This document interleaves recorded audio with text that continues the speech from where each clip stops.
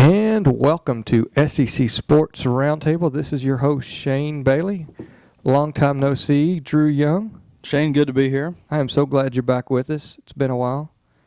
Gonna adjust this real quick, so you keep talking. Yeah, absolutely. It's good to be back. It's a busy time of year, a lot of school, a lot of work, and it's fun to actually get to talk about football. So I'm excited to do it. Well, we're glad to kick things off here and get things started on the SEC two-a-days that we're going to have over the next 7 weeks. So I'll go on and get some housekeeping out of the way and get right into things. So you are listening to SEC Sports Roundtable.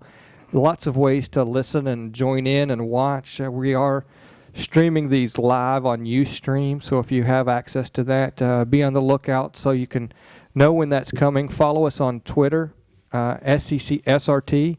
We're also on Facebook the same way. SECSRT is a great way to just do a search there in Facebook, and you'll find us under the SECSportsRoundtable.com website. Everything gets posted there. After the recording is done, we also then post this to YouTube as well as iTunes and Stitcher Radio and Broadcaster. I think is another one that's out there that we use. So lots of ways to interact and listen for us. We'd love your comments.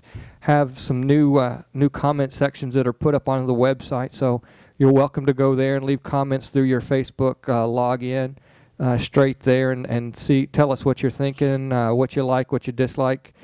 Got some comments this morning on YouTube. Somebody stumbled upon us and asked us to keep up the good work. So we appreciate those folks that go out there and do those things. And I'm going to actually look up who that was and give them some kudos for giving us a shout out there. We appreciate you going out there and listening in and at least telling us that you're alive and out there and that we know that we are doing this. It's URT Traffic Source is who it was, and so they like us out there. They like SEC sports and they like traffic, it sounds like. So. Yeah, so just to hope they don't play in the traffic. Maybe they don't like traffic. Maybe that's their job, or they're providing the service, because I can't imagine too many people like traffic. Yeah, I don't like being stuck in traffic. Yeah, it's one of my least favorite things ever. So. I like it when traffic's light. Yeah, exactly. But I do want to thank those guys for going out there and putting that out there. So we appreciate you doing that, and we'd love to hear from everyone else. Follow us on Twitter, and so join the conversation. We are actively engaging out there on Facebook and Twitter, so if you put something out there, we will see it and hope we respond to it in a timely manner there. But that's really it for our housekeeping. We just appreciate you guys listening in, and so we are doing two-a-days.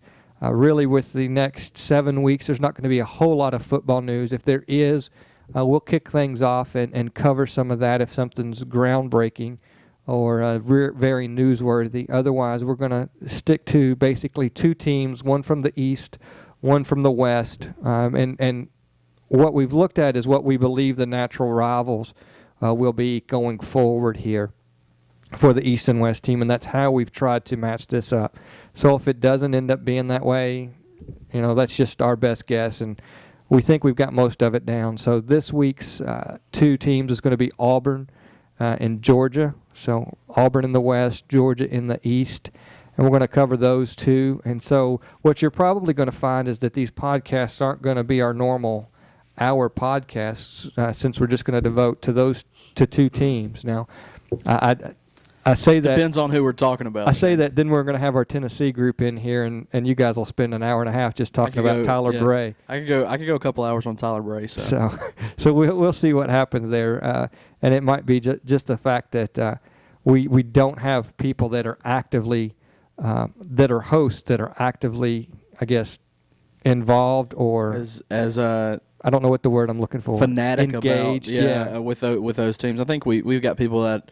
And we're fans of most of the teams, and we're all SEC fans. But it is, I watch a lot of football, but there's only so much I can talk about other teams. I could literally talk for 24 hours on Tennessee. And I could talk a lot on teams like Vanderbilt and Alabama and things like that, just because they're out there more. But there's so many good SEC teams. It's just kind of hard to really be so in depth with every one of them. Yeah, we as two individuals as hosts can't be experts on all of them. So if that's what you're expecting is expert opinion out here, you're probably listening to the wrong podcast. because, like you said, you could talk for days on Tennessee, and definitely for Kentucky in basketball season, I can do the same. And football, it's a little harder just because it's Kentucky football. Yeah, and it's evidenced by the fact that last year I was all over. I thought Florida was going to have a really good year, and I was all about John Brantley, and that really wasn't the case. So it's just your best guess, and I'm just excited to talk about any. You were huge on Florida in the preseason, weren't you? I don't know. I just really thought that I thought it was going to be big having Weiss there and finally kind of getting an identity with the pro style. And I knew John Brantley was a very talented quarterback. He just wasn't a spread quarterback, and it just didn't work. I mean, you're still trying to play with chess with checker pieces or checkers with chess pieces, however you want to say that. And they just it's just your best guess, and I was completely wrong. And it's one of those things where you think that it's going to go one way, and it goes the exact opposite. So, well, we do have a Florida guy lined up. So we're going to cover those guys in August, and so hopefully we'll get a little insight on that. The Charlie Weiss era was short-lived there. And, absolutely. And you were expecting, even I was expecting bigger things from him. Where did he go, Kansas? I think he went to Kansas. I think so. And that was kind of short there. And so I don't know if it was a conflict of personalities or what, but you could tell that things didn't go well there in Florida. And so we've got a Florida guy lined up. We've got Alabama. We've got somebody from Mississippi, as well as Mississippi State, Kentucky. So, of course, Tennessee, Vanderbilt. We've got some contingents there lined up. So we've got a large number of people, possibly an Arkansas guy, some Kentucky guys. So, we're going to get most of the teams covered there with some individuals who are going to be able to provide a lot of insight there. But unfortunately, that's why we're kicking things off with these two teams, because we don't have hosts that are going to do that. We can get it knocked out and move on. And no offense to the Georgia fans out there or the Auburn fans out there, but right now, you look at Auburn and I was looking at the last 5 years of their win totals, and we'll just go on and start things off. And it's like one of these is not like the others. Yeah, it's kind of the outlier there is a national championship. So I guess 14. It was like 8-5, 8-14, 8. So I'm going from memory there. I can look at my notes here in a second if I need to, but that basically tells you what you need to see. Is there's just that that doesn't belong there. Well, I think we all know why too. I mean, that's when you get one of the greatest college football players, and look what Cam Newton's done in the pros.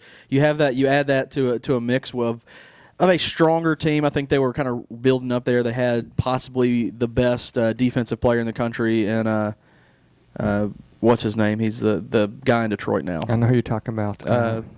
Nick Fairley. Yes. When you've got him and you've got Cam Newton, that's just going to be a tough team to beat. And you're exactly right. I looked at the same thing, and they kind of came back to earth last year. And as a Kentucky fan, what would we be happy? We would die for an 8-win, and a Vandy fan, they would love an 8-win season. But sure.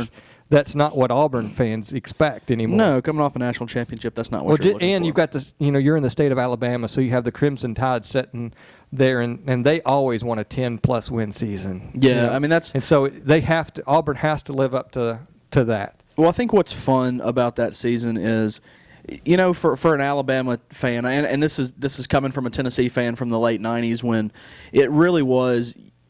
As a Tennessee fan, you lose that second game or third game of the season to Florida, and your season's over. And you think, well, what's the point? I mean, that's what's crazy is now I'd give anything to go back to the days of winning 10 games. But when you're a team that's one of those just national powerhouses, and you lose that first game, you think, well, now the national championship's almost out of reach. You're gonna have to get. You can't control your own destiny. It's that kind of thing, and I think that's what probably would have made it exciting if you were an Auburn fan, because going in you had high expectations with a Cam Newton, and you had high expectations that year, but you weren't in the midst of a bunch of 10, 11 win seasons, so it was just more exciting. I bet you're just not expecting it, so it might be more exciting. Well, if you look at it though, I mean, realistically, going into it, they weren't expecting national championship caliber program. They were expecting a good season, but at the beginning of that season 2 years ago at Auburn, I don't think you would have asked those guys, do you expect to be in the national championship? They would have been saying, we're competing for an SEC West title.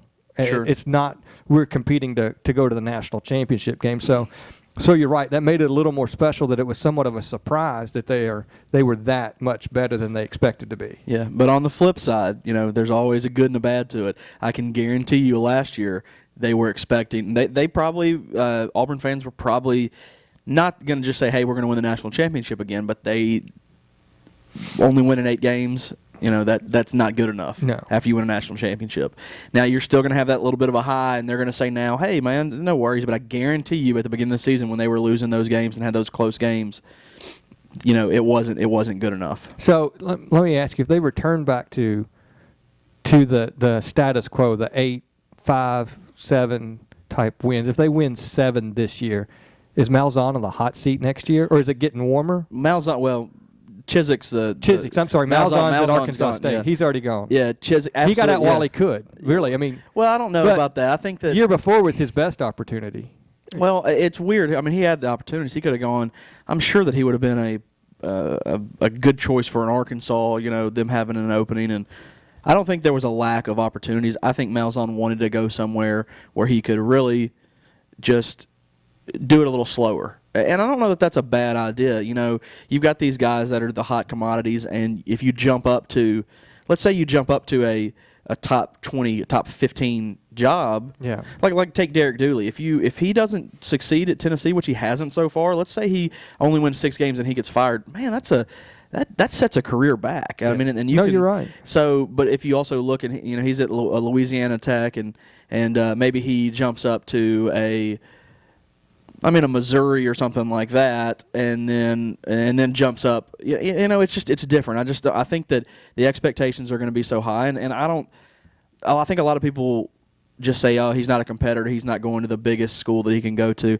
I think it's smart. I mean, he kind of knows what he wants to do, and he wants to run his program the way he wants to run it, and Arkansas State's a good place to do that. And let me ask you, could he be one and done at Arkansas State?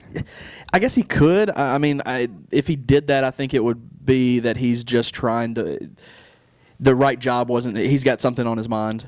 Like there's a certain job. Could be. I don't know. I mean, maybe he wants to go to Kentucky. Maybe that's where he wants to be, and it's not open. And so he kind of takes a step back until that does come up. And you just have no idea. And nobody's ever said that about him going to Kentucky. Yeah. But it would be I think we'd welcome it. Yeah, I think you would take that in a second. It depends on what they do this year. There might be an opening up in Lexington, and it could be. It's just so hard to, man, you just get into that coaching hot seat. And it's one of those things. I mean, we do it too, and it's just that's the fodder that you hear. You listen to sports talk radio, and it bothers me because I'm not a professional sports talk radio analyst. Right. My job, I'm going to be a teacher. We all have our own careers, and so we don't have to get on every single day and talk about something. And I imagine when you're doing that, you kind of run out of things to talk about. So you talk about those hot button topics, steroids in baseball, and all these scandals, and who's on the hot seat. And sometimes it just gets overwhelming, and I'm like, let's just play football, and at the end of the season, you'll know. Right. No, I don't disagree with that, and I think there's a lot to that. But you always have to look at that as and we've gone way off topic already. We haven't even talked about Auburn. We're talking about a coach that's no longer there, and what he. I think that's what is fun about this. Let's just I'm perfectly fine with going any way we need to here. We gotta fill up some time. So. Yeah, no, but you're exactly right, and it leads to another thing. I mean, we can jump back on Auburn is Malzahn leaves, and Michael Dyer, their number one player, especially on offense, he goes with him. That's just... And doesn't get to play. I mean, I don't know if you saw that. The appeal came through, and he doesn't get to play this year. Yeah, and that's the thing. I think he just didn't want to be there. And back to your original point about Gene Chizik, yes, absolutely. I think that... I mean, he'll get a little bit of a leeway, but I'm saying these fans might say that was Cam Newton's national championship and not Gene Chizik's. Or they're more likely to say that's Gus Malzahn's national championship and not Gene Chizik's. So give him a 7-win season this year. I don't think he's fired, but you go 3 years in a row, 8, 7, 6 wins. And yeah, it's what have you done for me lately? And it's just a year in and year out. I think if Nick Saban had 3 bad seasons in a row, that Alabama would be saying, hey, what's going on? You just don't buy yourself a lot of time. These years of having Joe Paternos and Bobby Bowdens and Philip Fulmers and things like that, where you're at the same school for 20 years and you really can do no wrong. I think Philip Fulmer was a good example of that. I mean, that guy, I mean, for what he did for Tennessee football and to be a lifelong Vol and to play there, and then for him to be fired, it just shows you that these schools, I mean, you got to win, and if you have a 2 or 3 year span of not winning, then you're going to be on the hot seat anywhere. No, I think you're right there, and I don't think that this year is his hot seat year. I think it's, Dooley's without any question. I think that the seat's pretty warm there in Knoxville, but I think it's bottom of year. A national championship's going to get you a couple years, and they had 8 wins and a pretty good season for a team that really won games that you weren't expecting them to, the way they were playing. I mean, yeah. If you watched Auburn play last year, every time I was watching them, it's going, they're going to lose this game. Yeah. But they didn't. And so, they found ways to win and get through those situations and come out with 8 wins. And I can't remember, they went to what bowl game did they go to? That's a good question. I'll have to look that up. And I think they won that game as well. So, we're for an 8-win program, it's not it's not the end of the world. Does it say in there? Yeah, it should be in there. It should have their results from last year. All right, I'll look at that and you talk for a second. Yeah, I think that their expectations are going to be – it's just hard to have high expectations when they're going to be the 4th team in the West. I mean, you've got Alabama, you've got LSU, and you've got Arkansas that are going to be ahead of them. So you have to temper those expectations. And even last year, I think you had to do that too, because you knew those 3 teams were going to be better. I mean, you're talking about, look at last year. You had 3 of the top 5 teams in the country are in your division. 8 wins is good. I mean, that you're not going to win those games. You're pretty much winning every other game that you have all year. And then you look at Auburn again this year. Of course, they have to play all of those teams. And they have they did win the Chick-fil-A Bowl versus Virginia. Right. Yeah. That's a big bowl to win. It's a big bowl. So I mean, it's not like they had a horrible season last year, and we're not thinking that they're not going to perform well this year. But you're right. I mean, if you look at their schedule, they're in the West, so they're going to have Arkansas every year. They're going to have Alabama, and I think they have Alabama at Alabama this year. Correct. So that means that Arkansas is at home for them. Is that right? Correct. So they've got Arkansas at home. And they got LSU at home too. So that's a plus. But then they also have, I think, if you look at don't they have Georgia at home? They've got Georgia at home as well. Yeah, I mean, that's so. I mean, if you look at the teams in the East, Georgia's expected to compete with South Carolina in the East, and we'll talk about them in a minute. But they have to travel to Auburn. It's not a far travel, but it's a home game for Auburn. So 3 of the big teams that they have to play at least are at home.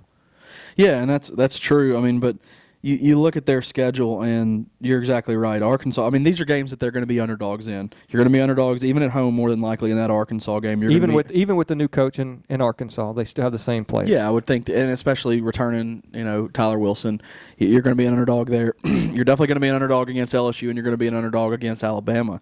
They're going to be an underdog against Clemson in the Chick-fil-A kickoff, that second game in Atlanta.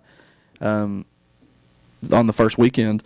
I mean, that's going to be a tough game as well. And then you're exactly right. They've got to play Georgia. Yeah, they get Vanderbilt from the East, so I don't think their schedule is as hard as it could be, because 3 of their 4 non-conference games are cupcakes against, a McNeese State, a Alabama A&M, and a Louisiana Monroe. But anytime you're playing nowadays, with as tough as the SEC is, I think the days of having that out-of-conference schedule where you're playing 2 or 3 opponents that really can jump up and beat you, I don't think that's over. I think you're going to schedule 3 cupcakes, and the good programs will schedule that one tough game. Like Alabama's got Michigan this year. Right. Tennessee's got NC State, which is not it's not on the same level as these other guys. But it's not a. Well, yeah, it's a BCS conference. A team that went to a bowl game. You're not going to get many. It's not of those. A Western Kentucky or a Middle Tennessee or one of those. Correct. One of those lower tier Division I, or both BCS programs that can qualify if they win 12 games and have everybody, all 124 other teams in the Division I lose a game. Correct. That's the only way those type of teams could ever be in the. And it's not going to happen. Those are unrealistic things that would occur. So you're not going to have those type of programs on your schedule, like you said. Yeah, you're right. And that's the thing is, and you look at a Georgia, and we'll get on them in a minute, but I mean, what you're going to see is they play Georgia Tech every year, and it's really going to limit them. You're not going to see those big marquee games. I mean, I think it bit them last year. I mean, they've got Georgia Tech on their schedule already, and last year they added a Boise State. So that's 2 of your 4 games that are going to be tougher games, and I just don't think you're going to see that. Like this year, they're playing Buffalo and Florida Atlantic and Georgia Southern. I can attest that Buffalo, they're not that great of a football team. Right. But now Florida Atlantic's not going to be bad. No, I mean, that's a little bit better, but I mean, it's not a Boise State. No. Maybe they will be. Who knows? They might be. That's a team that could actually compete. Now, are they going to be favored?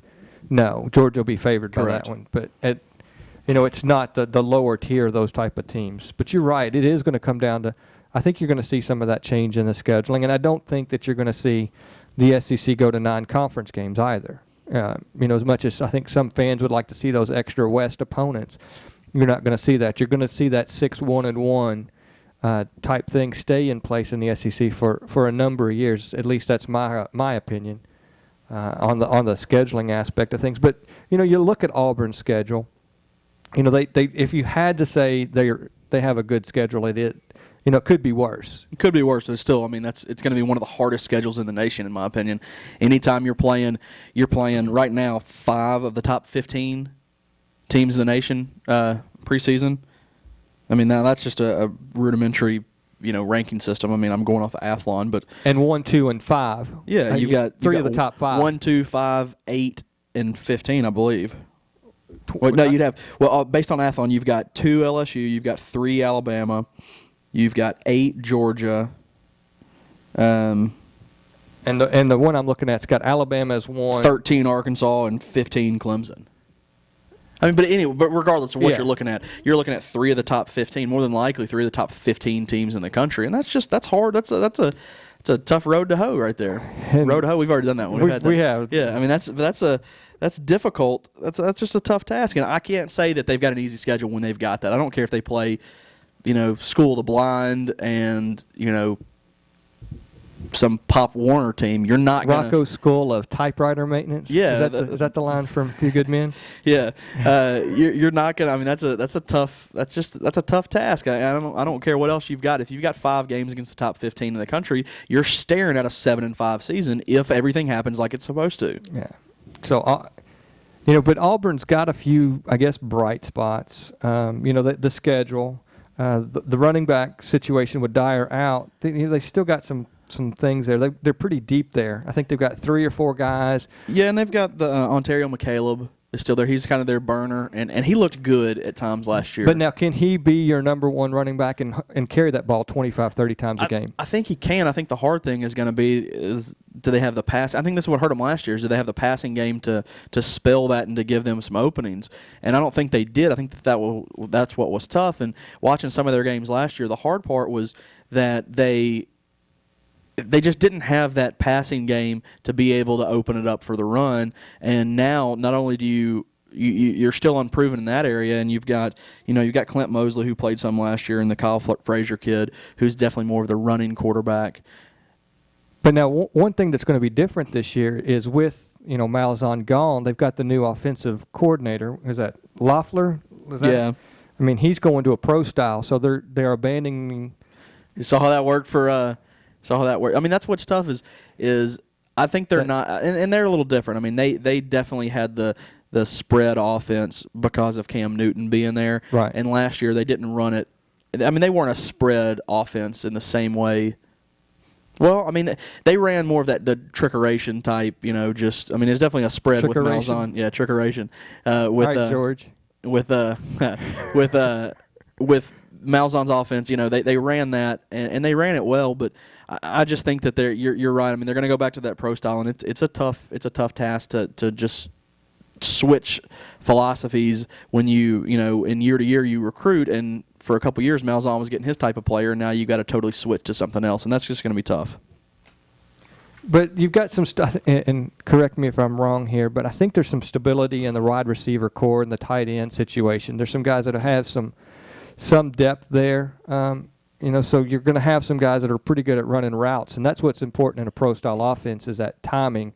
And it's important in the spread offense too, except that you've got the ability to run if those outlets aren't there. But, those timing patterns work so well in the pros these days. And so if you've got a good established wide receiver core that know those marks and can be where they're supposed to be, it might be a good transition for Auburn, and it might help them out a little bit. Yeah, I mean, they're returning quite a bit on offense.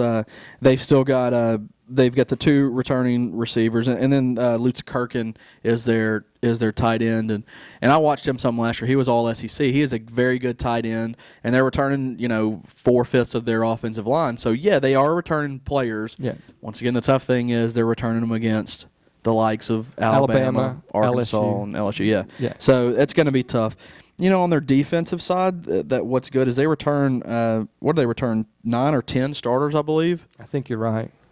Which, the catch-22 is they didn't have the best year defensively last year, but they are returning those players, and they've got other guys in the wings. I know Gabe Wright, he's a sophomore. I think he'll play. He's a defensive lineman, and he'll be a contributor at some point. And they've still got the Corey Lemonaire kid who is really good. He's probably their best defender, might be their best overall player, and it's tough to see. We'll see what it shakes out to. It's one of those things where, as a Tennessee fan, I'm always like, man, look who we're returning. But, you're returning these players from a 6-win team or 5-win team. I mean, what good is that? Hopefully they've gotten better. You just got to – I have no idea what the off-season program at Auburn's look like. I assume that they're getting better. You hope there's improvement year over year. Sure. As a fan of the SEC, even you want improvement year over year. So let me ask you this before we move on to Georgia. How many wins? Oh, we'll go through their schedule. All right, they start with Clemson. Chick-fil-A kickoff. I think they lose that game. Mississippi State. I'll give it a win. And that could be a close one. All right, we're going to give them Louisiana. I think they're going to win one of those 2 games, so I'll go 1-1 to start off with. Louisiana Monroe. They play Louisiana Monroe or they play LSU? They play UL Monroe, and then they go to LSU. Okay, I've got that's right. It's to be announced on mine. That's a win versus Monroe. So we're going to say 2-2, because then they follow up with LSU. Yep. Then they got Arkansas. I think that's a loss. Ole Miss. I think that's a win. That's 3-3. Vanderbilt. I'm going to give them a win there. Chad's not going to be happy with that. Sorry, Chad. Texas A&M. That's going to be a tough game. It's at home, though. I'll give them a win. All right, 4-4. New Mexico State. New Mexico. I got them 5-3 right now. I've only got them losing the Clemson, the Arkansas, and LSU game. That's right. All right. What the McNeese State's going to be a win as well. Is that, did we already say that? 1, 2, 3, 4, 5, 6, 7, 8, 9. No, that's 6 and 3. It's New Mexico State, not McNeese State. Oh, really? Yeah. At least on this schedule. Thanks, nationalchamps.net. New Mexico State, November 3rd. Yeah, that's all right. And we'll go to Georgia. I give them a loss to Georgia. All right. Alabama A&M. That's a win. And Alabama. That's a loss. So we're looking at a 7-5. Once again, I that's them winning every game against those teams that aren't in the top 15. And you gave them losses against the Mississippi, or you gave them wins against Mississippi State, who could beat them. A&M, who could beat them. Correct. And who else did you say that really could beat Vanderbilt? Yeah, I mean, Vandy could beat them too. I mean, Vandy could jump up. Who knows what Vandy's going to be? I mean, I would say a 7-win season is kind of what you're staring in the face right now. And if you look at that schedule, they could go 6-6. As they an could go 5-7. unbiased fan, you would probably have to be happy with 7-5. Yeah, I mean, you can't be upset with it. Yeah, exactly. I think what you're looking at is if you can get to 8 wins, then you've had a hell of a season. I agree. If they get to 8, and I don't know what their over/under is, but I would say that's a success. Yeah, if I were Vegas, I would have them at 7.5. I would take the under for sure. I would take the under for a lot of money if that was it. I think it's going to be a little bit lower. I think 6.5 or 7. We'll look that up. All right, you look that up, and we'll see what happens there. We didn't even mention one thing that I have in my notes is that, they lost one of their quarterbacks, Barrett Trotter, who was competing for the starting position. And so, they've got some issues there, but they are returning the quarterback. So yeah, they'll have Mosley and Frazier will compete, and I would imagine you'll see that they're kind of. And then they got that freshman, time, I guess. that Kentucky guy, Zeke Pike. Oh yeah, Zeke Pike. Yeah, he was a big name recruit. Yeah, you got to love that name. That's a quarterback name. It's like Colt McCoy. It's just a good, solid quarterback type name, Zeke Pike. Yeah. I wonder if his dad's a Star Trek fan. Captain Pike. Captain Picard. No, the very first, and I know this because of the fraternity, of course, but the very first captain was Captain Pike, one of the starships. You got it, man. I know you got me. You're beyond me on that one. That's fraternity stuff. It's not has nothing to do with my Trekkiness, because my Trekkiness ends about that. I couldn't even say hello in Klingon. So Shane, you had it dead on. 7.5 is the over under. So you're going to Vegas and taking the under. That being said, though, so they set this. This is what people have to realize is they set it at 7.5, but you have to, if you want to bet the under. Let's see. If you want to bet the under, you have to lay $170 to win 100. So you're almost laying 2-1. So they set that line there. Once again, on the lines, all they want is they want half the people betting over and half the people betting under. Right. So if you ever see a minus beside what you're betting, just think of it as I have to bet that to win $100. So it's minus 170. Therefore, they're saying you can bet it, but you're not going to win. If you bet $100, you're only going to win 60 or something like that, whatever that math comes out to. Now, how come they wouldn't make it more like a 6.5 and get it closer to 1-1? Because I'm sure there's mathematics behind it. I mean, they set it a little bit higher, but then I can tell you this: when we go to Vegas, me and my buddies will always look and we're like, "Oh man, look at that! You've got, Joe Schmo pitching for the Twins against the Yankees, but he's plus 225. I can win $225 if I bet $100 on this." And what you're thinking is suckers bet that.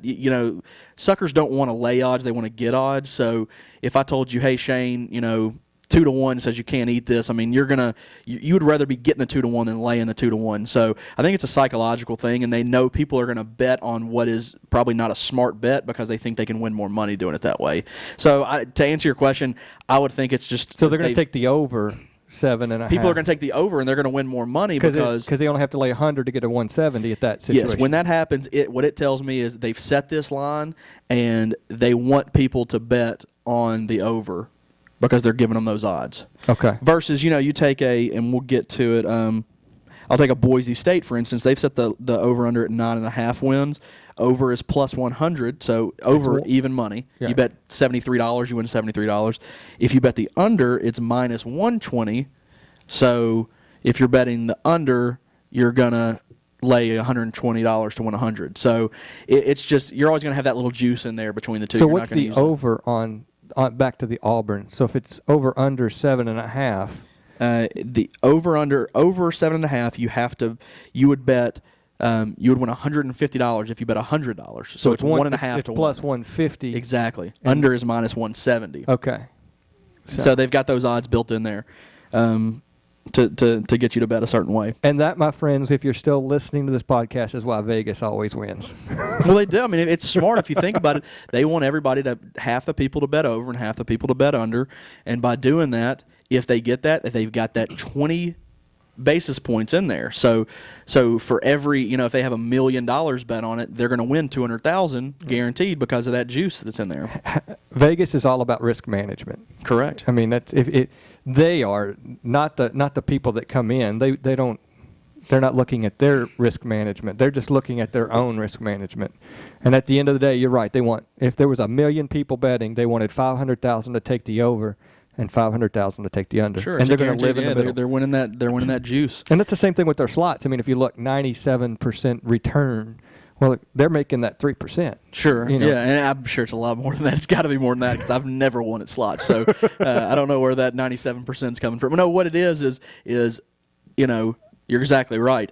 97 people lose $20 in a row, and then that 98th person wins, 20 times 97 less that, small percentage. Yes. So it's one person winning everybody's 97 people's money. But their return is... Exactly. It's like it's the exact same as a lottery. We pay out this, and what you really think is, well, they just paid $140 million, so I'm more than likely going to lose on all mine, Right.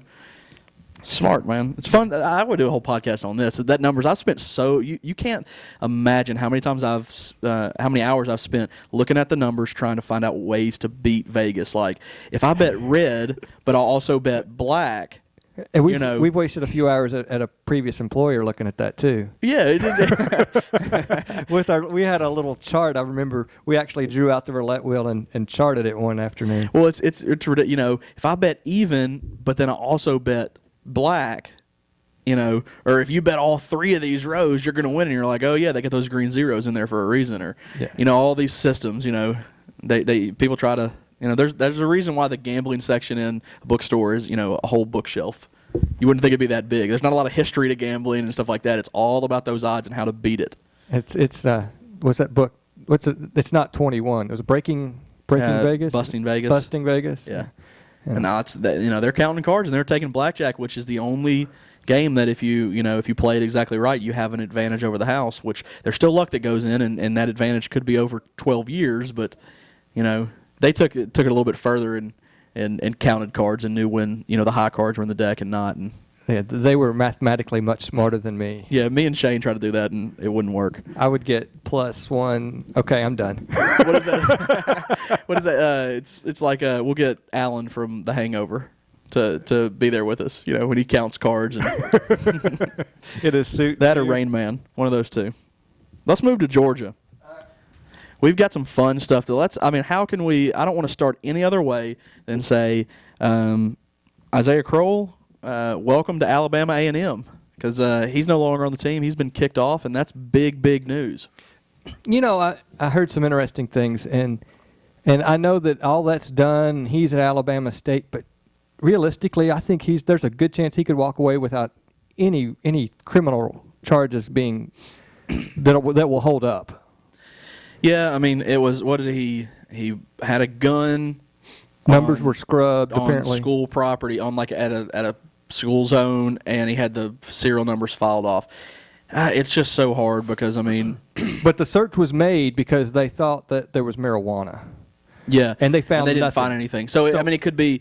It's one of those things where, from a legal standpoint, if you do a search and that you find that search unwarranted, then you can't hold them responsible for what you find. Exactly. Now, that being said, who cares? If you're the coach of Georgia and this guy's had multiple chances and you find out that he's carrying a gun with an altered serial number, you don't have to abide by the law. You don't have to, you can kick a player off for anything you want. And I think that, Mark Richt finally just, they just said, look, this kid's, he got suspended last year and he has had drug problems, and then he's got suspicion of drugs again, and he's carrying a gun, which, I if we get into a debate on should a kid be carrying a gun, I wouldn't need to do that. That being said, if Isaiah Crowell wants to carry a gun, what do you have to be over 18, right? I think so, yeah. Go buy a gun. You don't have to have one with the serial numbers filed off. Well, he could have bought it and then filed it.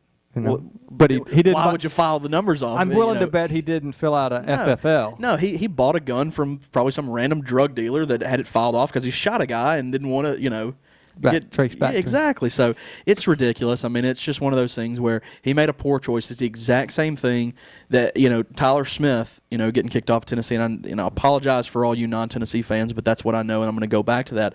The same thing happened. He had a gun, and he had the numbers filed off. Now, why did he have that gun? He thought somebody was going to kill him, so he had a gun. Is that smart? Should he have gone to the authorities? Probably. If he'd have just registered a gun and had it on him and had it legally, he'd probably, he wouldn't have gotten kicked off the team, more than likely. But the fact is, these kids make poor choices and poor decisions.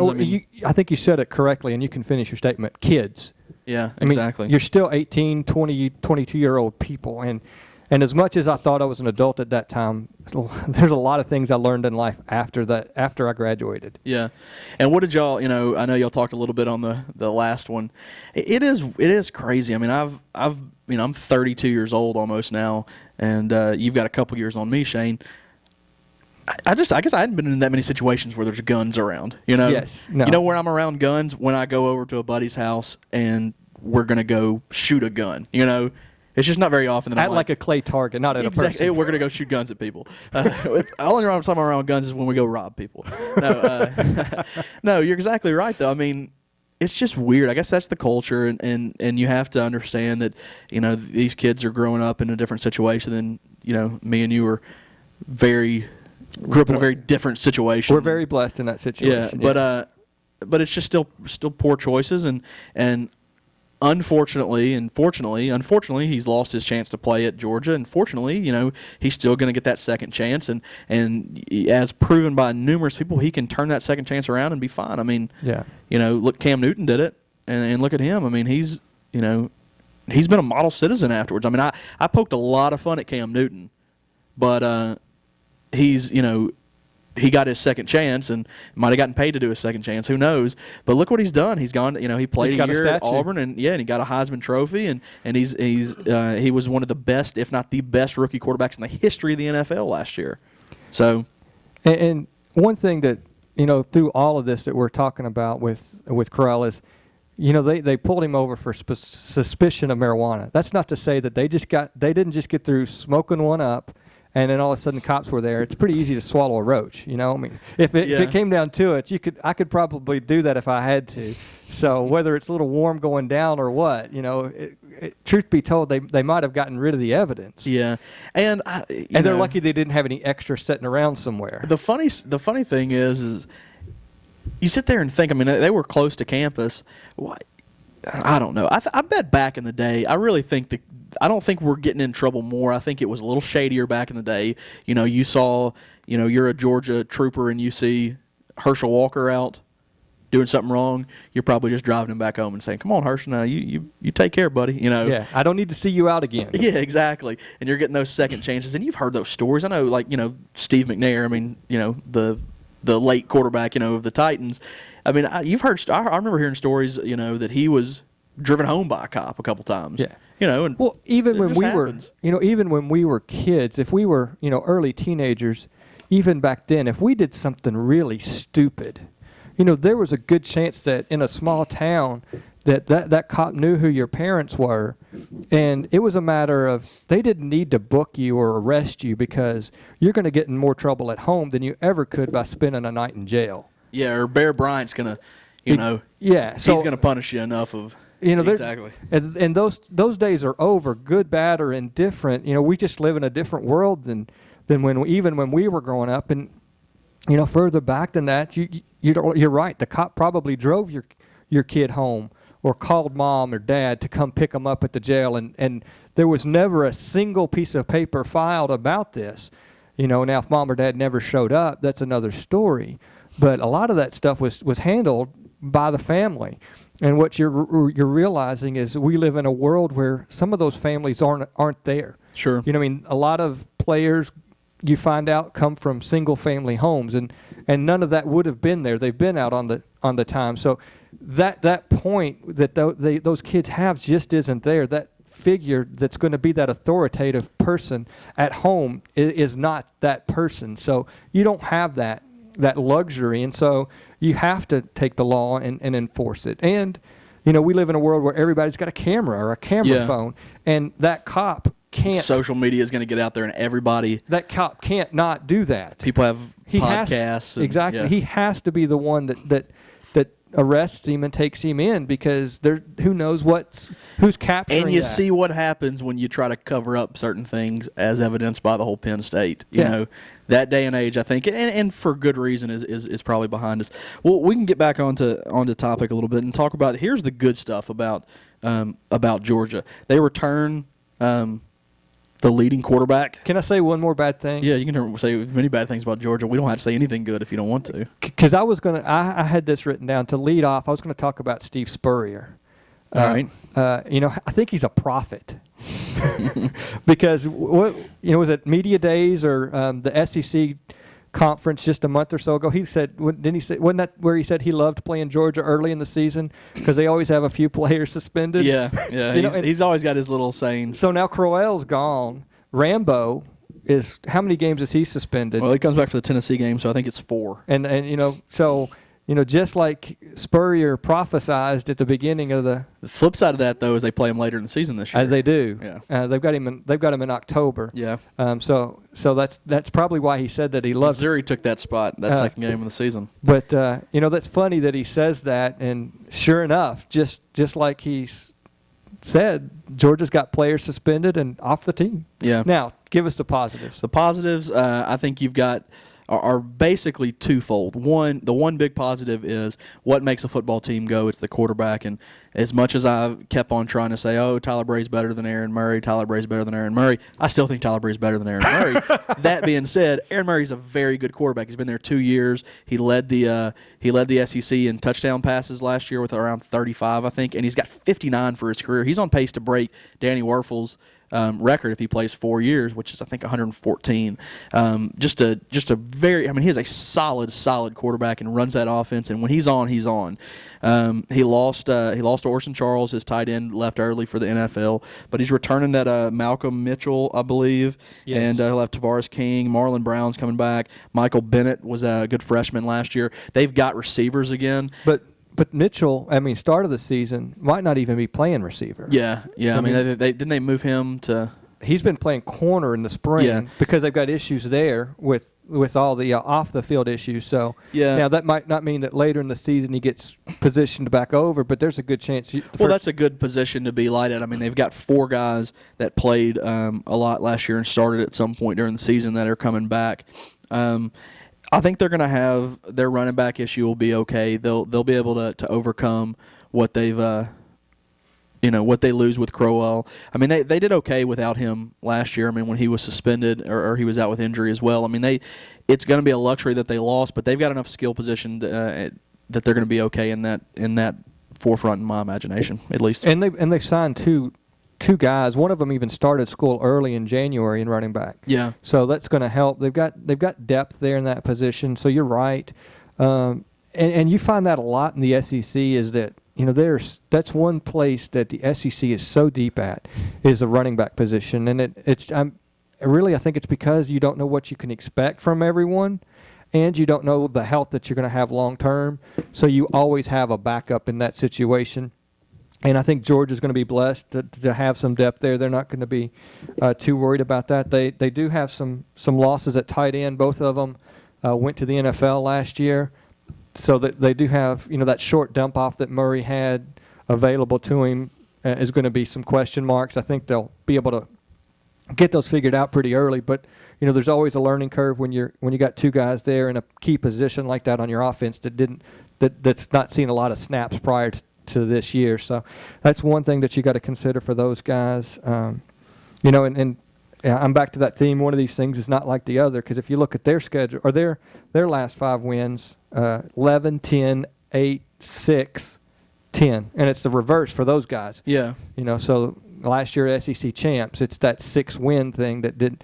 They had a blip there, and that's why you had the rumblings that Rick's going to be on the hot seat last year, and he squashed those rumors, got an extension, and everything's fine in Athens. So yeah, well, I think that you look at Georgia, and their strength is going to be on their defensive side of the ball, especially after they get the players back. And Bakari Rambo's a big contributor. They'll miss for the first few games, but they're returning 10 starters. Yeah, I know. So that's going to be they'll be strong there, and if they can kind of hold serve for the first 4 games, and once again, we can complain about it. Good grief! Look at their schedule again this year. Last year we were talking, how did they avoid LSU, Alabama, and Arkansas? They did it again this year. Exactly. Yeah, this year they play their Western opponents are Auburn and Ole Miss. I mean, good grief! At some point, man. That's just. The East is definitely weaker than the West. So you look at their schedule, and they don't have a Boise State. So you look at their schedule, and they don't have any game that they're really going to be underdogs in. Maybe that South Carolina game that's at South Carolina, but even then, if you put a gun to my head, I'd think they'd win that one. I would give South Carolina the edge there, just because it's at South Carolina. It's at South Carolina, and they're expected. They're coming off of a 10-win season. They've got a lot of returning pieces that are going to help them stay and compete for the East. It's really between those 2 teams. Georgia. But you're not going to say you wouldn't be surprised. It wouldn't be an upset. It wouldn't be an upset. No. So let's go through them real quick and look at their wins. All right. Buffalo. That's a win. Missouri. I'll still give it a win. That's at Missouri. Florida Atlantic. That's a win. Vanderbilt. It's a win. Tennessee. That's a loss. I don't know. I think that. I mean, that's at Georgia. I'm sure you're going to say that that's a win too. But I mean, if we keep doing this, I'm going to give them. They're going to be 12-0. So you're right. South Carolina. Let's put a star by that one. All right, Kentucky. That's a win. But it's at Kentucky. Yeah. Florida. That should be a win. Yeah, that's the Jacksonville game. Ole Miss. That's a win. Auburn. I think they win that one. Georgia Southern. I think they win that one. Georgia Tech. I think they win that one. So in my opinion, you look at it and you've got 4 games, or there'll be 5 games. I'll say 5 games. You've got at Missouri. Okay. You've got Tennessee. All right. You've got South Carolina. You've got Florida. And you've got Auburn. So 5 games. 5 games. I mean, so now let's remember the 5 games we talked about with Auburn. Those are 5 games against the top 15 teams in the nation. You look at the 5 games that Georgia has, their big 5. None of them are top 25. Yeah. I mean, well, South Carolina is going to be top 25. I would imagine. They're not in my book. I wouldn't be surprised. I've got South Carolina as number 10 by Athlon. Yeah, okay, I'm looking at this one. So, yeah, you've got South Carolina is going to be a top 25 team. Florida, is ranked 26 by Athlon. Auburn, 30. Missouri, 31. Tennessee, 37. So, your top 5 is, you have one team that's number 10 in the nation, and then you've got 4 teams that are, just in that others receiving votes category. If you're going to put a gun to my head and I'm going to predict a record for Georgia, 10-2. All right, now what was the over-under? I would have said 9.5. Or did we already look at that? I haven't looked at that yet. I would say 9.5. I think you're right. I can't give you a different one. But they're going to need to win 10. 2-0, Shane. 9.5, yeah. 9.5. But they're going to have to win 10 to compete for the East. Remember the lesson? Yeah, exactly. Remember the lesson that we just learned? Yes. The over. So we both think that's probably take the over. If gun to our head, we're taking the over minus 150. We got to lay $150 to win 100. So they want you to take the under. Yeah, it's hard to say 10. I mean, because if you put it at 10, you're almost just limiting yourself to where they have to have an unbelievable season. Because if they win 10, then you push. The only way you can, if they win 10, then you're if they put it at 10, if they lose, they can only lose 1 game. Is what I'm trying to say. If they lose 2 games, you're still pushing. So they put it at 9.5 to get the action. to get action. And so that you kind of explained it right there. When you're looking at the better teams, when you're looking at those 10, 11, 12 win possibilities for those teams, and that's why if you look at the Vegas records or the over under preseason choices, everybody's at a half game. There's no full games there, is there? Yeah, there are some. Almost every big game or big team is a half. Well, you got to look at it because here's where you come into play, and I'll spoil this. This is a little bit of a spoiler, but like Alabama. All right. Now you think Alabama's probably going to be a better team than Georgia. They got a little bit tougher schedule. If you had to pick, who do you think will have more wins next year, Alabama or Georgia? I would think Alabama, just because they're a better team. But you don't want to put them at 10.5. That means they can only so they put it at 10. They put it at. They're a little bit better. So they gave them that half game. But most of the time, I think you're going to try to get it on that half game, just so you can guarantee a win and not a push. Right. But if it's close, I bet Vegas looked at it and said, I think they're going to win 10 games, and they thought they could get better action if they put it at 9.5 than 10.5. And they didn't want to leave it exactly at 10. Yeah, and 10.5 would get no action. Yeah, I think 10.5 would get a ton of action. At Alabama? Are we talking about Alabama or Georgia? Oh, I was talking about Georgia. Oh. I think you get a ton of action on the under if you put it at 10.5. Yeah. But who knows? And that's not what Vegas wants is a ton of action one way. Exactly. That's the worst thing for them. So I think that's a pretty good recap of the teams. And believe it or not, we're at an hour. Yeah, we can't do it. It's just hard. Two guys that didn't think we could talk for an hour on 2 teams there just realistically took an hour, and has by the time this thing's done, we'll have exceeded it. So yeah, you're right. We hope you guys have enjoyed it. It's time for open mic. Is that good for you? Absolutely. You have to be talking about tomorrow, right? Oh goodness, I've got multiple things. I think I've seen like 4 movies since Spider-Man. I haven't seen Spider-Man. Magic Mike. That's high. Yeah, that was so good. I saw 4 movies, and 2 of them I thought were bad, and 2 of them were pretty good. All right. Well, and the 2 that were good were not great. And I'm pretty tough on movies if you haven't, I like old movies. I think, like, give me a movie from the 80s or, like, the early 90s. I think that's better. Like, I think maybe my tolerance is, since I was younger, like, if I saw Karate Kid now, I'd be like, oh, that's ridiculous, man. Daniel's not going to win that, the tournament. But back then, I'm like, of course, yeah, why wouldn't a 5'3" guy that weighs 110 pounds win something? I saw Seeking a Friend for the End of the World or Universe, the Steve Carell movie. Yes. Yeah, it's pretty good. I mean, it was enjoyable. I think Steve Carell's good in his movies. He's now, funny. I want to back up just a second because I had to sneeze. I was listening to a podcast, not this one, and I heard some interesting things. Pat Morita was not originally casted. They were afraid that he was too funny from his days at Happy Days. Could you imagine that Pat Morita's not Mr. Miyagi? Charlie Sheen turned down the role of Ralph Macchio's Daniel. That's funny. I didn't know that. It was going to be Daniel Johnson or something. I forgot what the last name was. More American. Yeah, it was. They originally wanted like a WASP, white Anglo-Saxon type character, and so they got Ralph Macchio and changed it to LaRusso. Yeah. So a couple interesting from things. Reseda, New Jersey. And so I did know. I'd heard this before. I actually heard Ralph talk about this, that he actually has the original car that he got to take to prom. No, that yellow one? They gave it to him. The production company gave it to him as a gift after the movie, and he still has it to this day. So just some interesting random movie facts about the Karate Kid. So Seeking a Friend at the End of the World. Yeah, but just a fine movie. I mean, nothing great, though. Ted. I want to see that. That's pretty funny. What else? Definitely not kid friendly. No. I think I saw the Adam Sandler movie.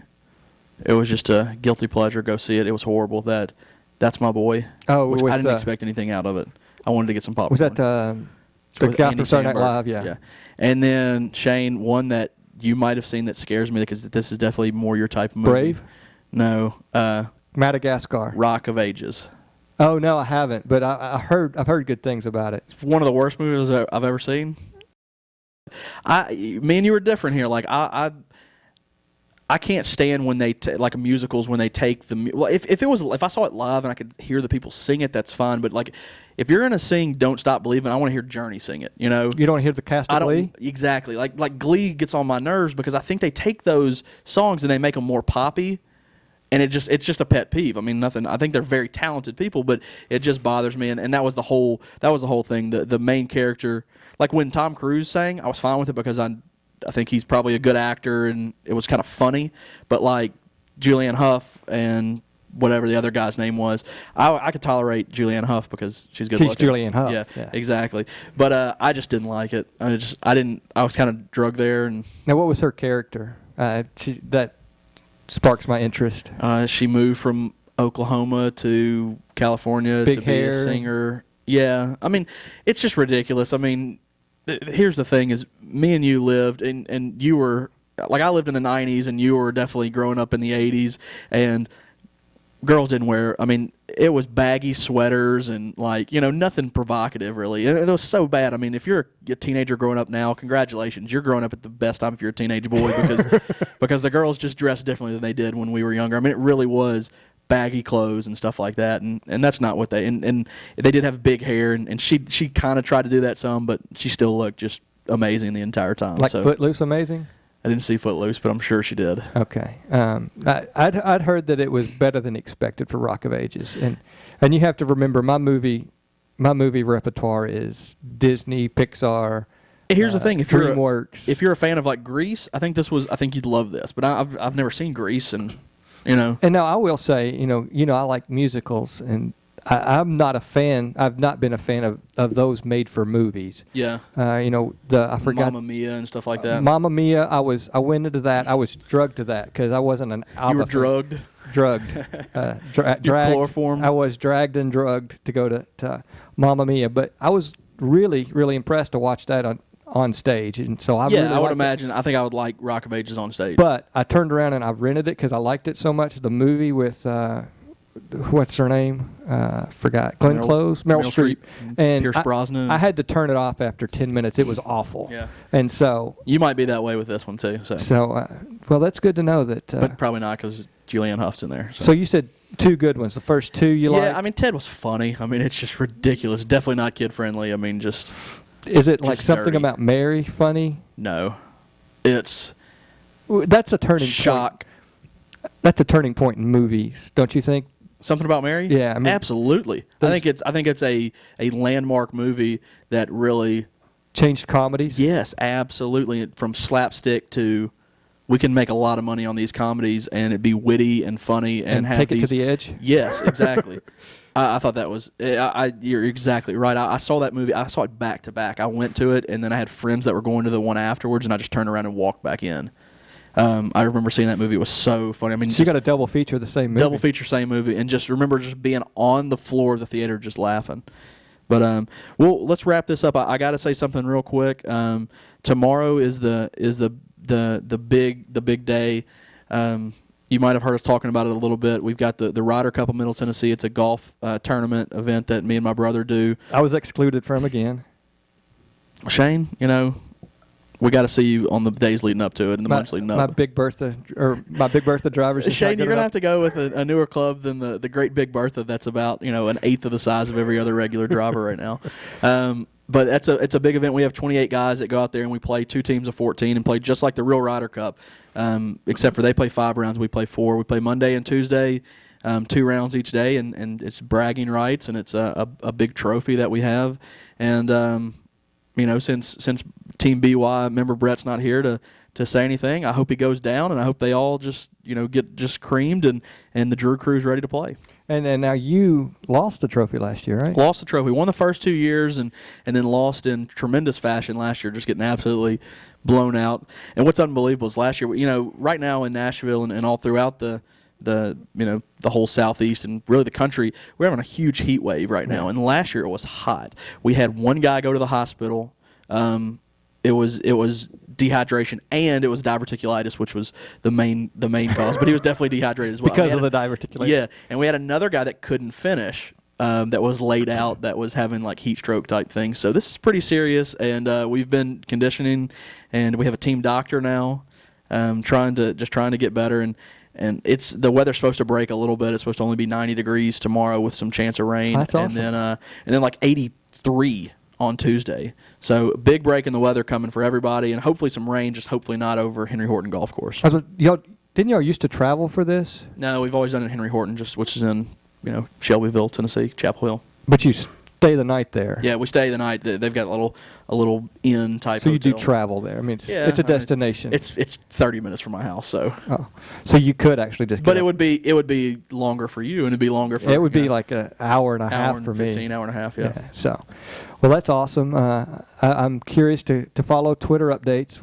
You can follow me at DrewYoung20. Be having some updates. I put my game maxims on there. I stole them from Tennessee and just changed them a little bit. So anybody that follows, which if you follow for the podcast, which might be 1 or 2 people, I hope you like that kind of stuff. I mean, we get kind of personal. Of course, if this ever got just, if the podcast got to the point where we had a lot of followers, I would do more just specialized stuff for this. But you're going to get a little bit of everything, so you're definitely going to get some of the trash talking for the Ryder Cup. So if you're wondering what that is for those 2 followers that I might have for SEC Sports Roundtable, now, do you all have your own hashtag set up for? Do you have to set up one? Well, you let everybody know that's in the group, so they all use that hashtag. So we do that quite often. Like for my team, it'll be hashtag Drew Crew, and it's hashtag Ryder Cup, which is bad because it's probably the same as the professional Ryder Cup. Maybe you do it Ryder Cup TN. Ryder Cup of Middle Tennessee is what we kind of. That's a long hashtag there. Ryder Cup of Middle Tennessee. Yep. Sometimes you gotta be long-winded sometimes. Well, that's all I got, Shane. I will definitely be checking Twitter updates to see how everybody is hitting them out in Henry Horton Golf Course. Busy day for me. I'll spend just a minute. This weekend was jam-packed. We somehow have made it so that we have 2 kids with birthdays 3 days apart. There are 3 years difference between them, but I can tell you how that happened, Shane. Well, one was due August 4th, and he decided not to obey that rule. So those chilly autumn nights. Is that what it was? I don't know. I think it was those warm nights in Mexico, but Yeah, it could be.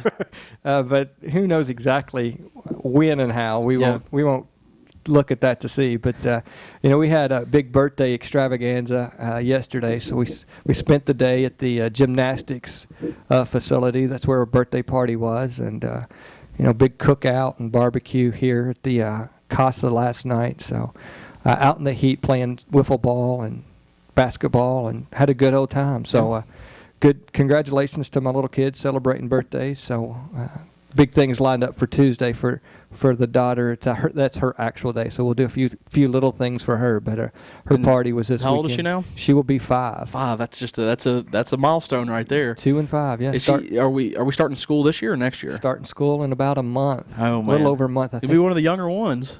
Yeah. She? Yeah, she will be. The 10th, I think, is the first day. Yeah. And for nobody cares, but they've actually changed the cutoff date. You know that, I guess, because for kindergarten, this is last year, you can have a birthday in September and still go and be 5 and go to. They've moved it up to some point, and none of that's relevant to me, but I just heard that and know that that's out there. So, guys, I know that we've lost everybody now that we're talking about kindergarten start dates, so we're going to call this podcast done.